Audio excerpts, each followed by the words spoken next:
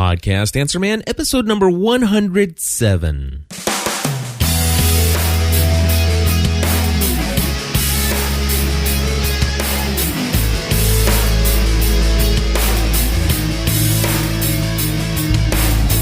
Hello, everybody, and welcome back to another episode of the Podcast Answer Man. Cliff Ravenscraft here, fresh from vacation. That's right, I had an entire 10 days off. Kind of actually really a working vacation, but for the most part, I relaxed more on this past 10 days than I have probably in any other vacation that I've ever been on. But that's not what we're here to talk about. If you want to find out more about my vacationing experience and stuff like that, I encourage you to become a GSPN.TV Plus member and check out the My Crazy Life podcast, which is my daily audio journal into all things behind the curtains here at GSPN.TV and the family known as the Ravenscrafts all together. Anyway, what we're here to talk about today is podcasting, and I want to talk about marketing your podcast. And I have no notes in front of me. All I know is that I got a direct message from my great friend Daniel Johnson Jr. And many of you out there probably know him because he is just this awesome guy that loves to encourage and build up others. And that kind of personality is infectious, and you just want to know a guy like that. So if you don't know Daniel Johnson Jr.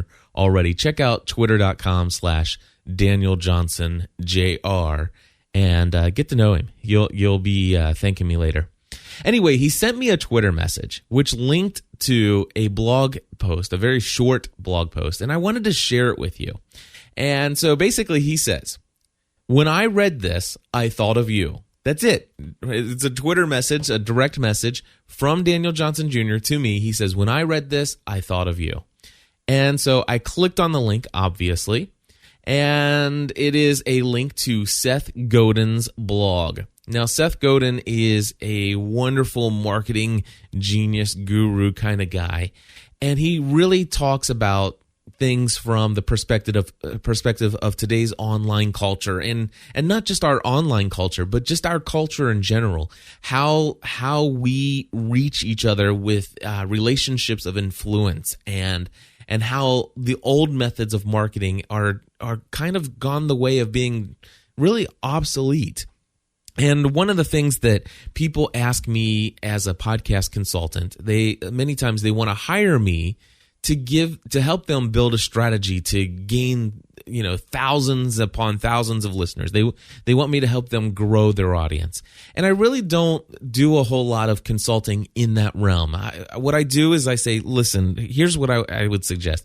Let's go ahead and schedule ourselves 2 or 3 hours, whatever you find is best. You put together a bunch of questions. That's just a ton of questions that you can think of. We'll answer all those questions.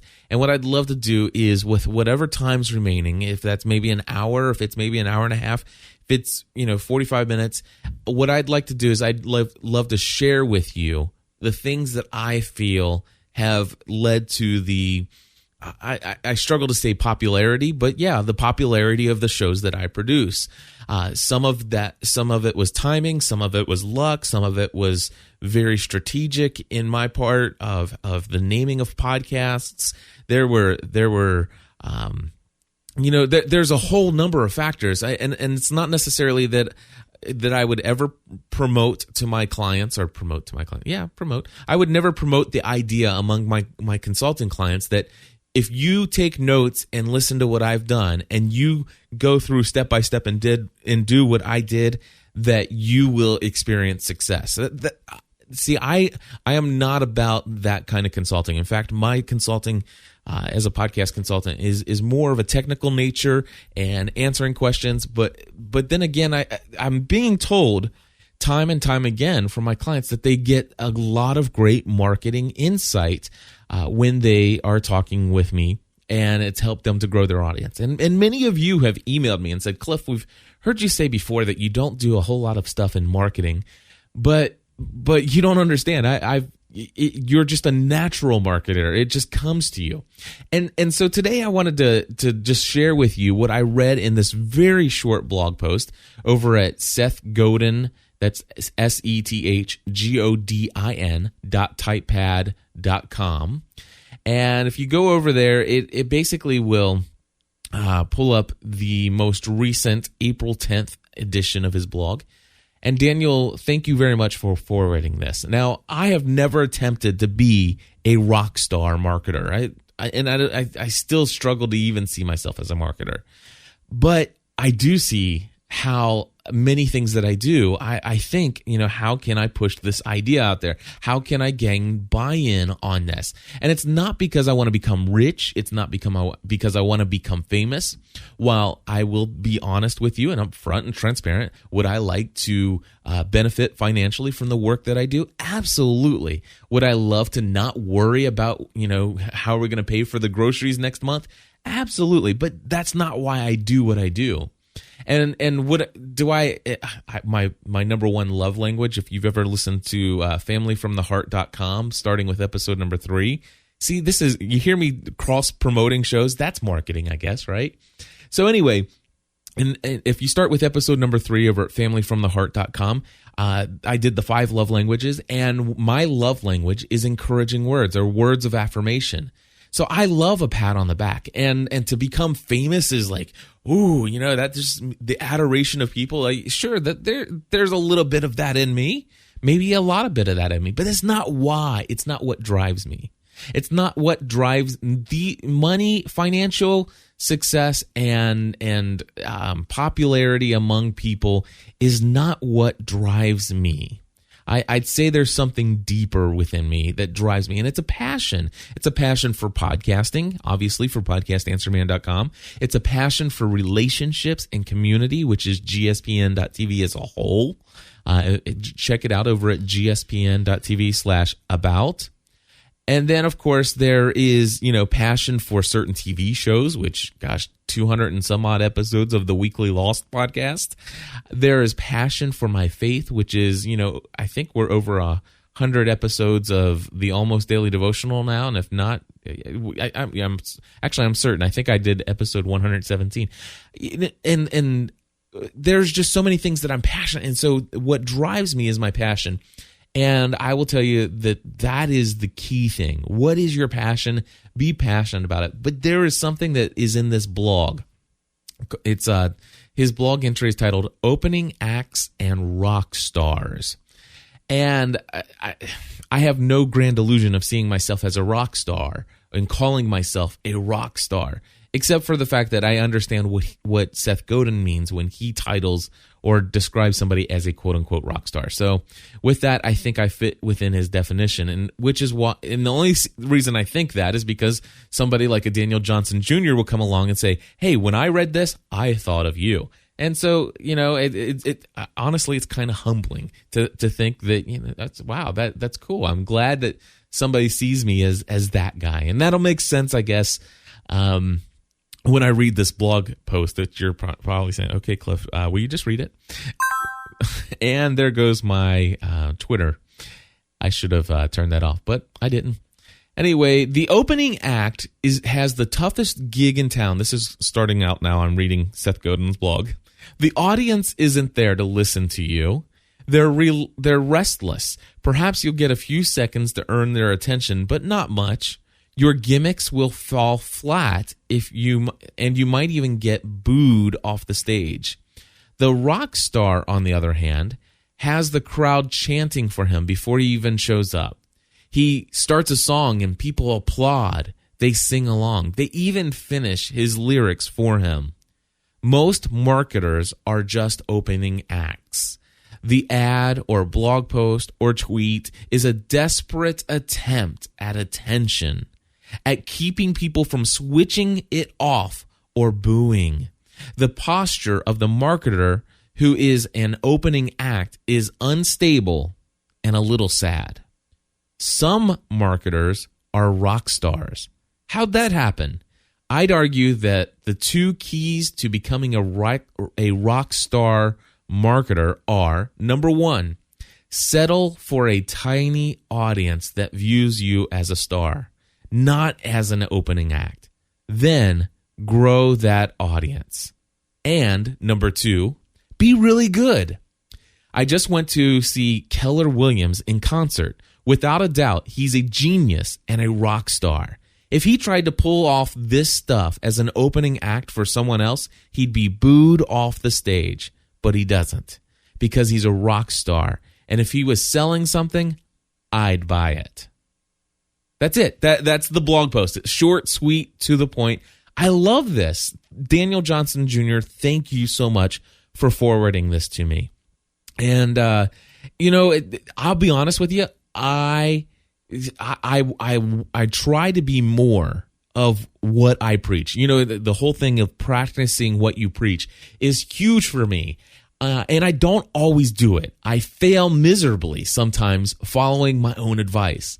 But the advice that I sometimes give is brilliant, and I wish I could follow it to the letter of the law, and I would be so self-disciplined that I wouldn't let other things get in the way and distract me from the things that I know I ought to do. And so I'll tell you, have you guys ever listened to Leo Laporte, This Week in Tech? If you're like me, you're probably just downright tired of him poo-pooing Twitter all the time. Now, at the same time, I can understand where a lot of people are just downright sick of them doing entire episodes where all they do is talk about Twitter and nothing else. But I personally don't mind that, because in my mind, Twitter is like this big growing thing, and it's an ongoing tech story, and I love Twitter. I'm passionate about Twitter. And if I had more time in the day, and if I weren't trying to pursue a balanced life, I might even attempt to start a podcast calling, mylovefortwitter.com or something. I don't know.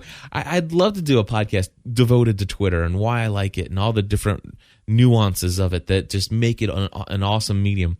But one of the things that just strikes me as odd is that Leo Laporte seems so down on Twitter all the time. And yet at the same time, it seems to be that he's very upset and very bitter that he's no longer, quote unquote, the most followed person on Twitter.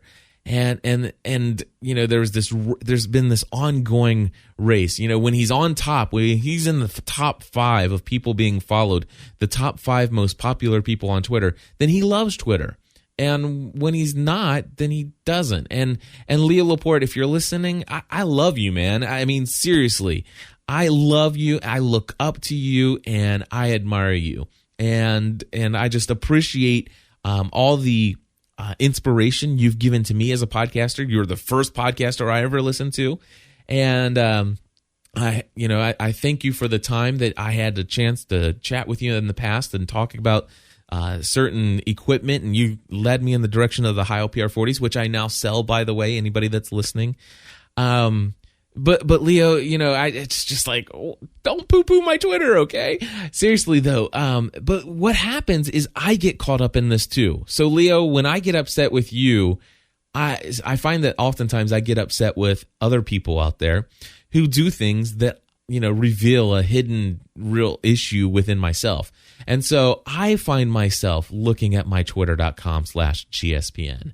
And sometimes I find myself going and looking to see that I have 1,967 followers.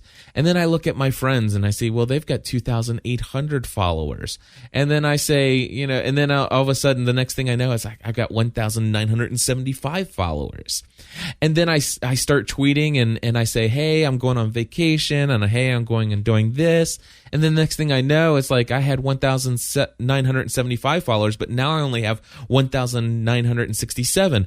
Oh my gosh, those tweets that I just sound out just lost 8 followers. Oh my gosh, 8 people just stopped checking out what I'm doing.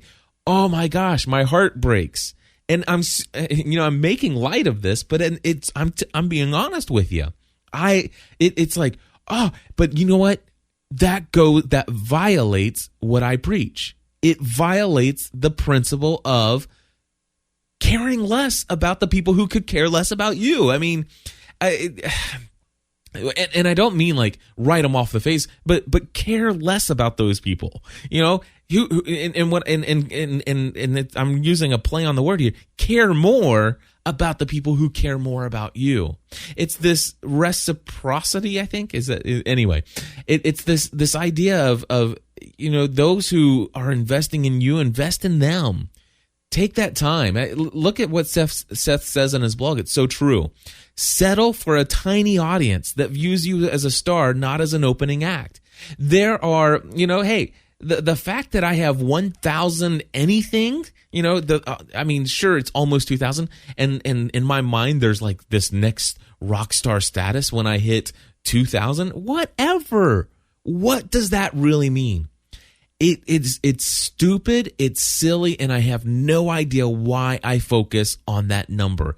It doesn't mean because honestly, if I only had 196 people who follow me on Twitter, the truth is, if those people who are willing to follow me on Twitter, both through all the very informative and entertaining and all this value added discussion to the conversation, if they followed me not only when I do things that meet their standards, but also they follow me when I go off and say something stupid like, you know, hey, I just poked my wife and blogged about it, which was a post that I did about what Facebook poking is and stuff like that. And, you know, I sent that Twitter out. I thought it was funny, and boom, it's like some people thought it was great, and I lost a couple followers. I'm like, what? Who cares though?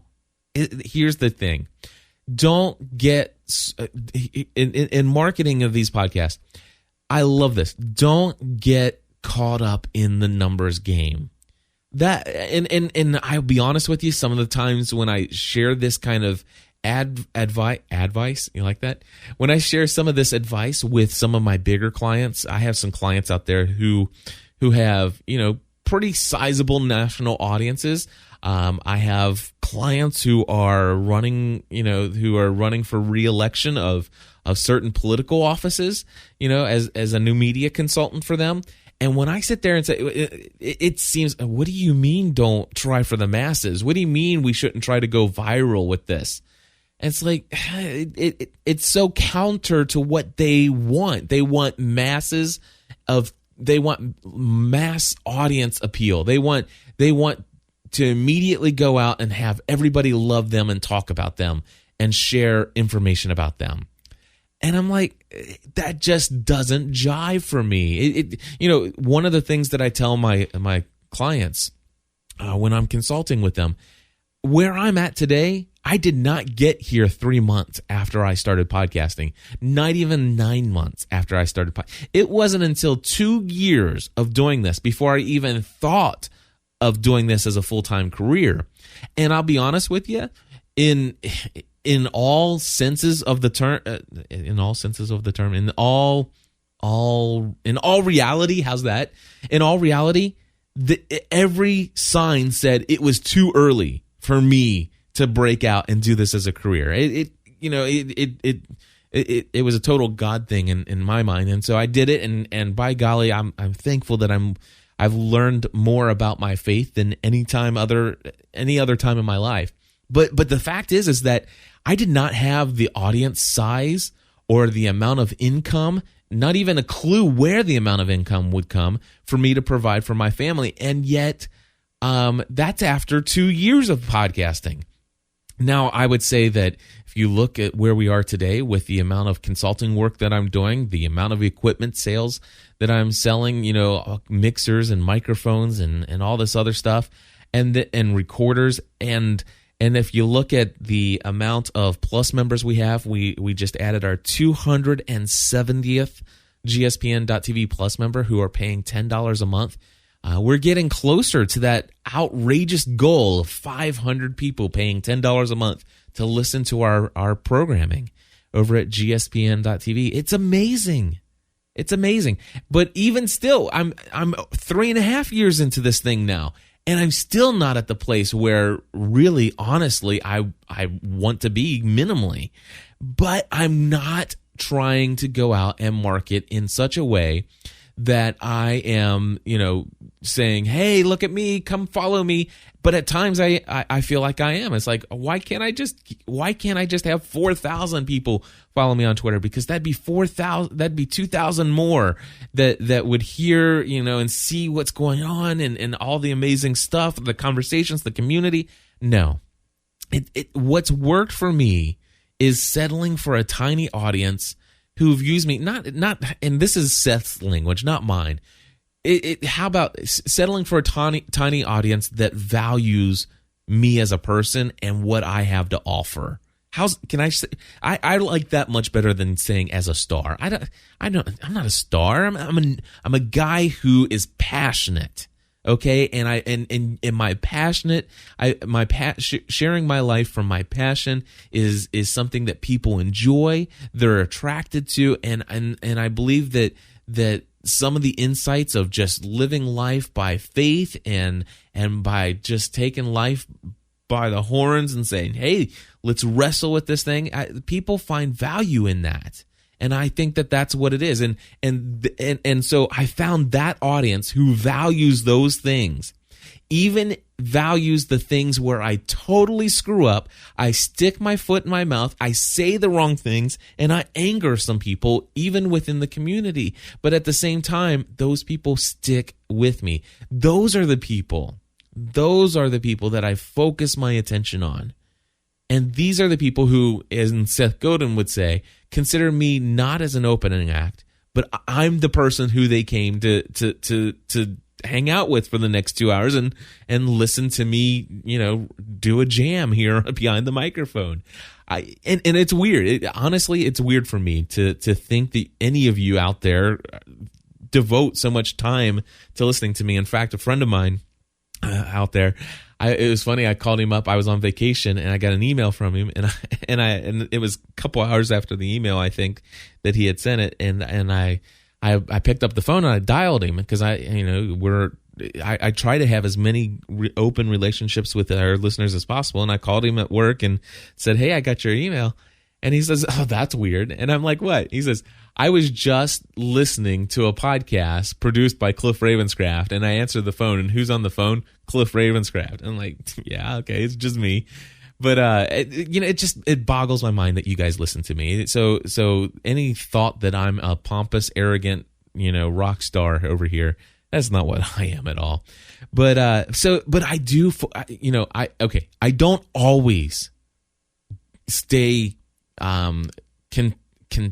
content to settle for a tiny audience, but I should. It's something that I'm going to, if you ever get tired of hearing me say, focus on the audience that you already have and invest in them. Ask them what they want and give them what they desire. That's how you grow things. And when you grow things that way, they grow slowly. But here's what I've learned about things that grow slowly.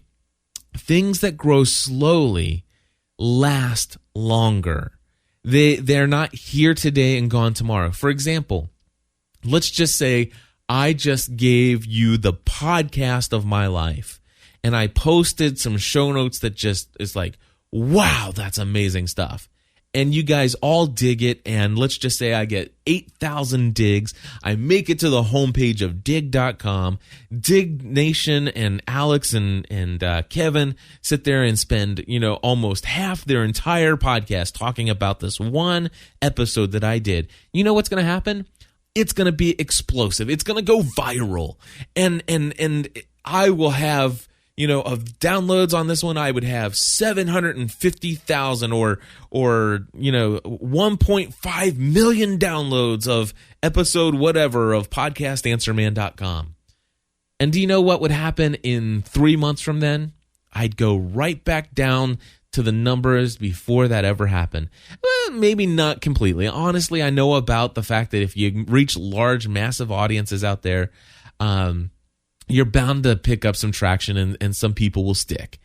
But you know what? Those are people who it's all good, but here's what I don't want. I don't want 750,000 people who only come and listen to me one time and say, gosh, what an opening act he was. You know, and it's just not what I want. I want people, you know, word of mouth. I want to find people. I want to join in community with them. I want to, I have a community known as gspn.tv. Again, gspn.tv/about. Read about it.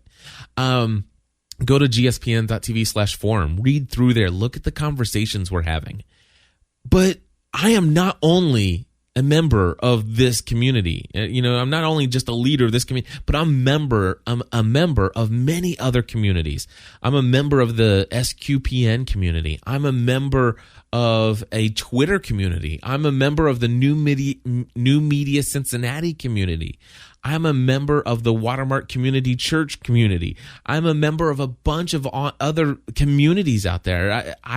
I interact in some of them. I'm more of an occasional. I'm a community lurker for 48days.net and the 48 Days to the Work You Love podcast and you know, the Diva cast, you know, the Hey Diva girls, hello. I'm still lurking in there every now and then. Carrie's words to mouth, you know, I'll download an episode here and there whenever I find a book and know that she's done an author. I participate in these communities with these people, and those are the places where I build relationships, and these are the people who just naturally start talking about some of the things that I'm doing. And so I love this idea about marketing, and it's something that, thank you, Daniel Johnson Jr., for pointing this out to me. How do you make this happen? How do you become how do you market what you're doing and be a rock star at the same time? Number one, settle for a tiny audience that views you as a valuable source of information or a rock star and not as an opening act. Okay? And then grow that audience. Grow that audience from within that audience.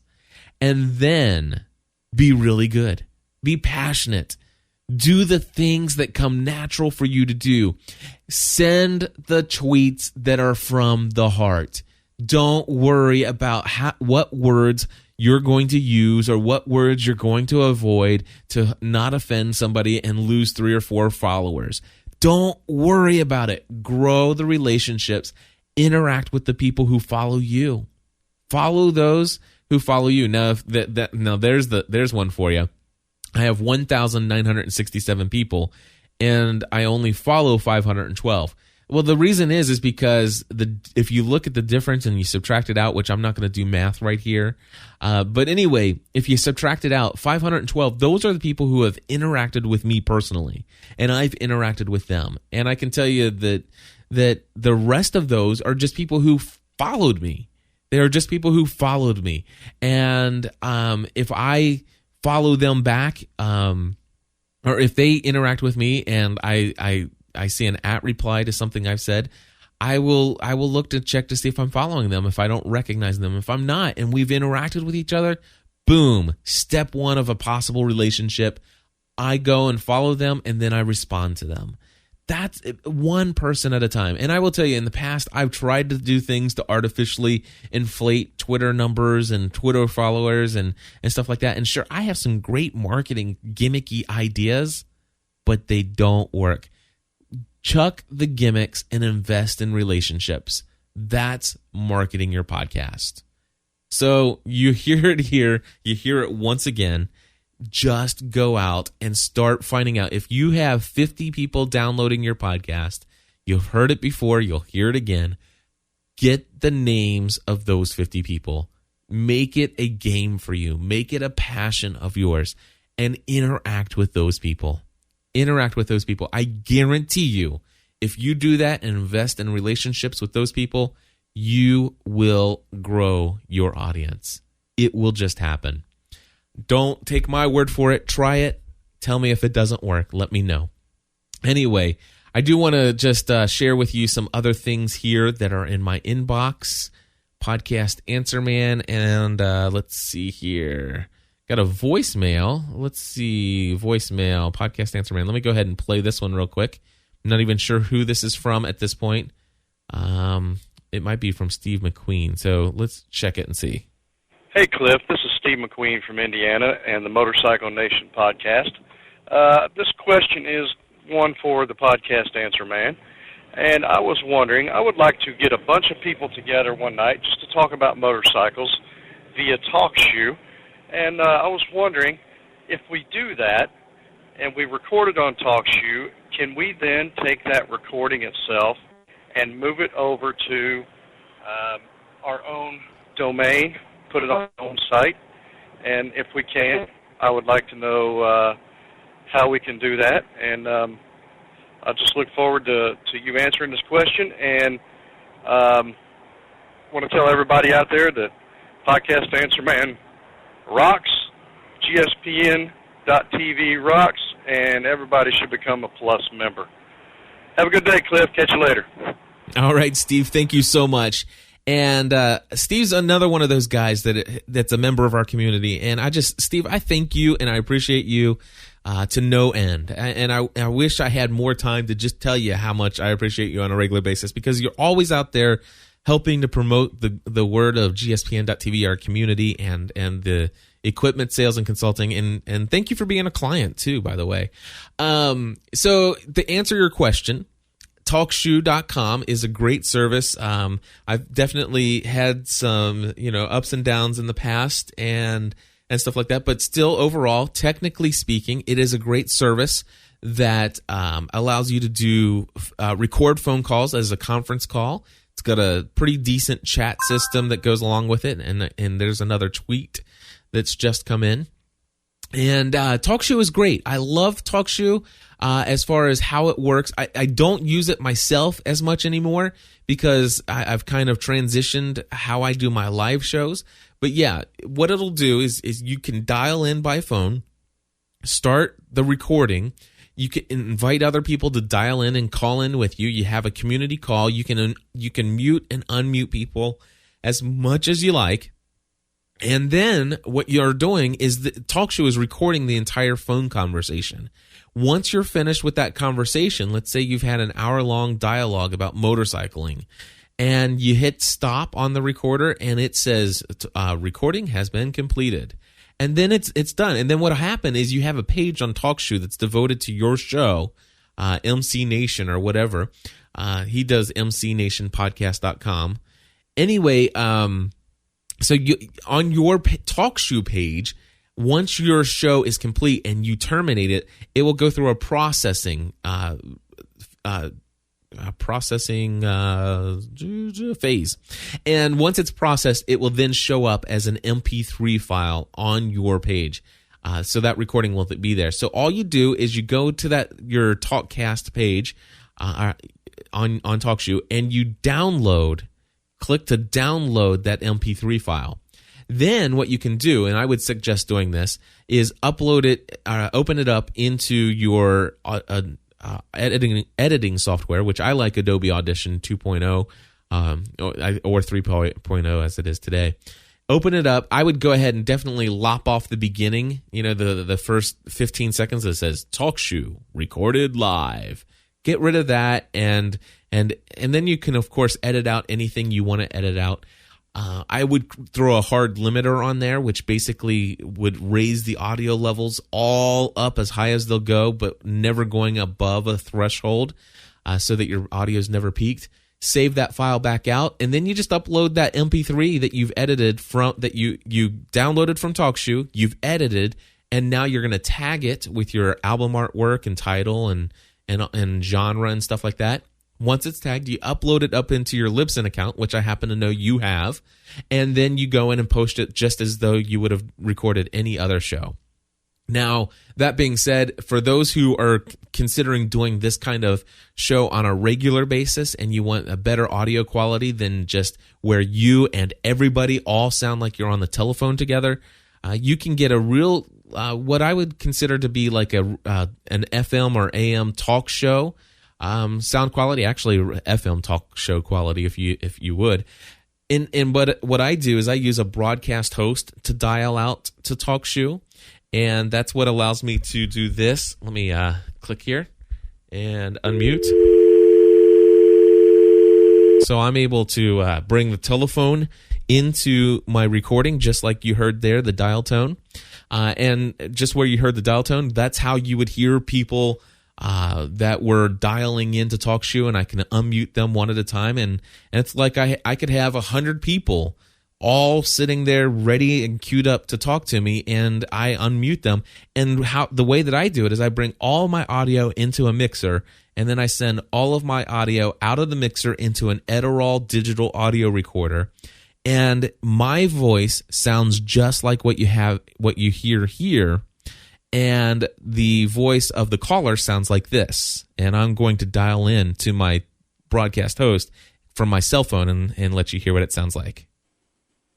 Okay, so what you're hearing right now is me dialed in to into my broadcast host from my cell phone. Now I'm having a hard time talking because I'm hearing myself through my studio headphones in a slight delay, but if you were on the phone, you would definitely not be hearing that at all.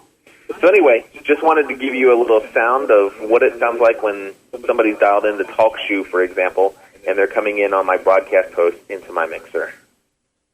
And now I'm back in the studio, and so I could have a conversation with myself back and forth, or with the folks, and I sound like I'm in studio, and they sound like they're on the telephone. And it sounds just like a regular radio show that you've always listened to. In fact, I have several clients that have nationally known radio shows that they do, and I am a consultant for them on how to do their podcasting of their shows. And when I go to visit some of the local radio stations here in Cincinnati, I walk into the producer's booth, and they have the same piece of equipment, this JK Audio broadcast host, or they have a Telos system. They both do pretty much the same thing. And if you're ever interested in anything like that, I do sell that equipment as well. But Steve, thank you for your call in. And if you guys are motorcyclists, I really encourage you to go to mcnationpodcast.com.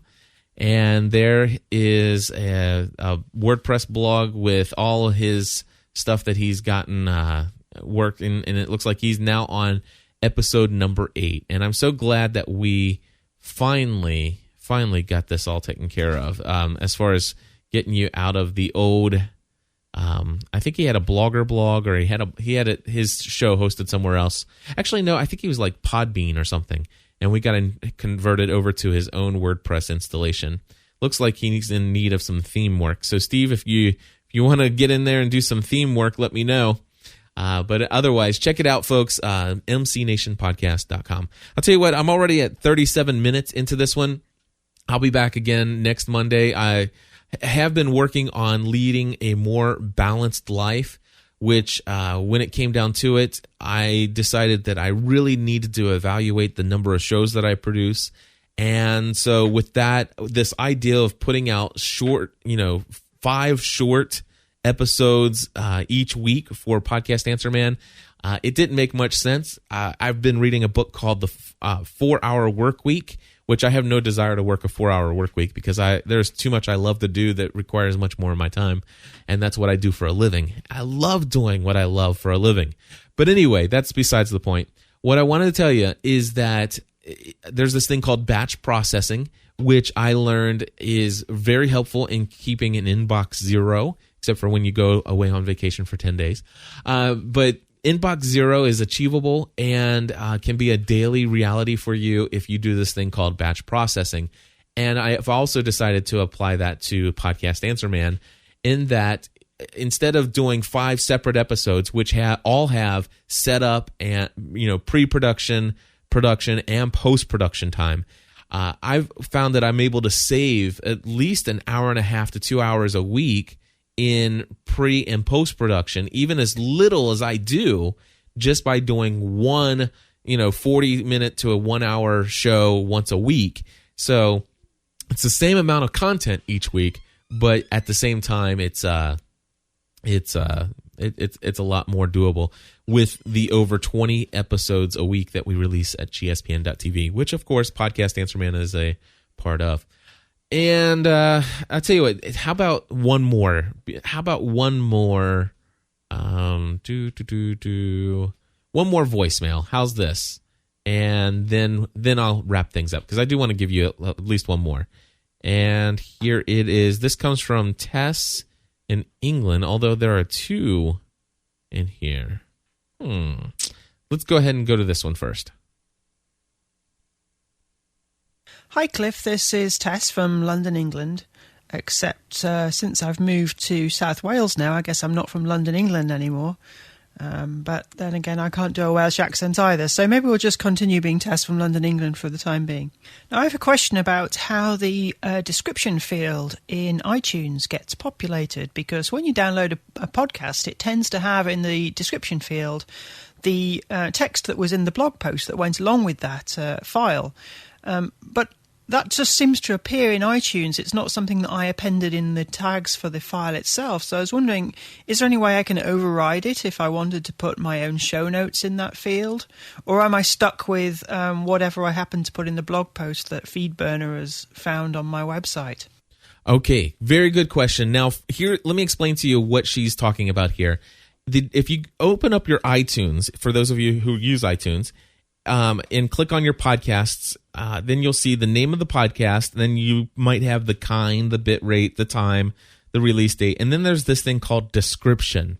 And it's usually, by default, if you have just your default settings on everything, what's going to happen is iTunes is going to read your blog entry or your show notes page where this podcast came from. And it's only going to get the first certain number of characters. I don't know if it's 250 characters or if it's 1,000 characters. I don't know. But it's usually about a paragraph and a half worth of data that it'll pull from your thing. But if you want, what Tess is wondering is she wants to know if she can actually dictate what goes into that, what iTunes pulls from the RSS feed. And the answer to that question is, well, yes, in a way. The easiest way to do it is to whatever you want to fit into that description on iTunes, that's what you want to put at the very top of your show notes section. And that way, you will be able to make sure that that's what appears. And of course, the problem that you run into is, what if I want something else to be at the top of my blog post entry that goes along with the podcast as the show notes? And I want that to be different than the description here. Well, that can be done. It takes a lot of behind-the-scenes work, and you have to really hack that code in WordPress or whatever you're using to really hack into what is going to be pulled as the description in your RSS feed. Now, if you were hand coding, I don't know if people know this, but you can hand code your RSS feed. I would not suggest doing it. It has to be literally perfect, or otherwise you get one character out of place and your feed is dead. But this is how we started out. When we started podcasting, we had to create our own feeds. We opened up a text editor, and by golly, we started coding that baby. It's just like back in the old days of HTML. And it's just XML. So you could go in and you could hack that, but there's no easy way to do it. Now, she also wrote back, or Tess and I talked a little bit offline, outside of things, and she told me that she found somebody, for some reason, who seemed to be able to get their entire post instead of a truncated. Instead of getting truncated, or where it only does the first paragraph and a half, where somebody was able to get their entire post in there. Now, the person she pointed to was the Praxis podcast, which happens to be done by a friend of mine named DG Hollums. Now, I happen to know that DG, behind the scenes, uses the PodPress plugin.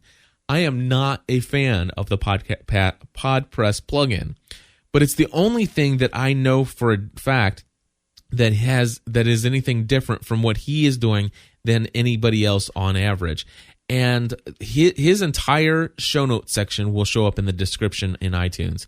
So my thinking behind this is that PodPress is actually modifying, the plugin is modifying that RSS feed. And as a matter of fact, I know for a fact it is, because that's what PodPress is for. It's so that you don't need a service like FeedBurner to go and make your feed, your RSS feed, iTunes compatible. And so they programmed it in such a way that it says, hey, when you're looking for a description, here's what I want you to get. I want you to get this full blog post. And so, yeah, that's pretty much how that's happening there.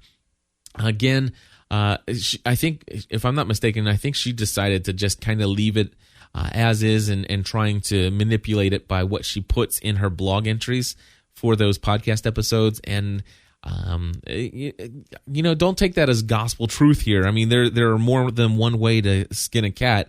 I'm just not a fan of PodPress or PowerPress simply because they're plugins that do so many different things that I hate the thought that if there's an upgrade to WordPress, which there often is, that because these things do 5, 6, 7 different tasks with one plugin, sometimes one or two of those tasks can be broken with an upgrade of WordPress. And those always lead me to more consulting calls where I go through and try to help people, who have just upgraded their WordPress to, in essence, either one, restore from a backup and downgrade their WordPress, or two, uninstall PodPress and then go about doing things the other way. And it's always a hassle. So something I don't mind doing because it gives me job security, but at the same time, I'm not a fan of PowerPress or PodPress. I've never had anybody with a problem with PowerPress yet, but I'm a minimalist when it comes to plugins. I love plugins for WordPress. I use some WordPress plugins. In fact, I did an episode devoted to that, and I will tell you real quickly what it is. WordPress plugins that I use. Where are they? Man, I do too many podcast episodes. Let's see here. WordPress plugins I use. Episode number 84. Wow, that was a while ago. Doesn't seem that long ago. But anyway, so I do use plugins. Episode 84 will tell you which ones I use, why I use them. But I only use plugins that do one thing.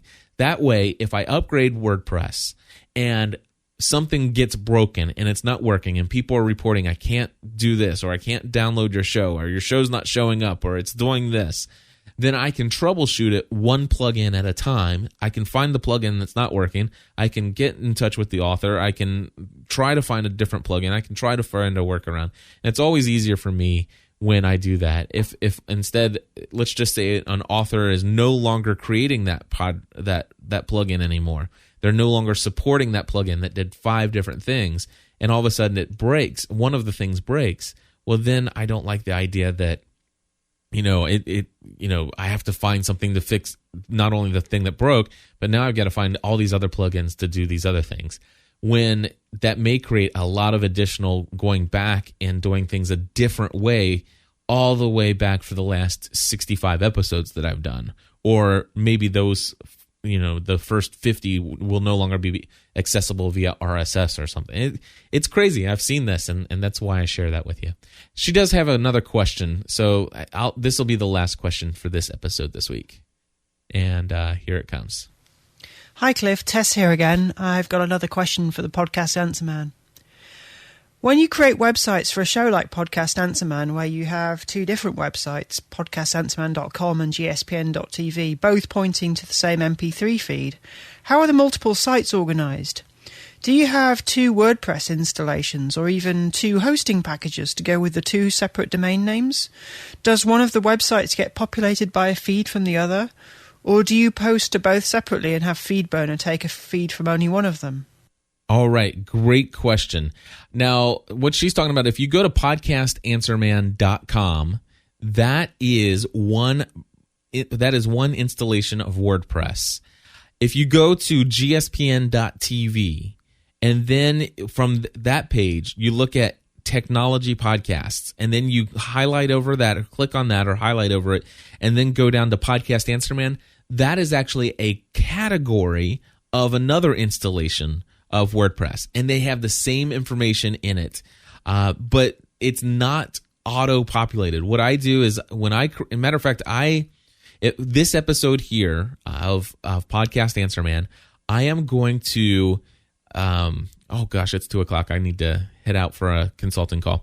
But anyway, I'm going to post this episode here, Then I'm going to post it on podcastanswerman.com. I'm going to post it at the same time over at gspn.tv, but then I'm also going to post it over at gspn.tv/plus access. And the reason why I only tell FeedBurner for iTunes to go and get it from podcastanswerman.com/feed. And the reason why is because that's the only one I'm sending to iTunes. The reason why I post another episode in a subcategory over at gspn.tv is because we have this all-inclusive free feed.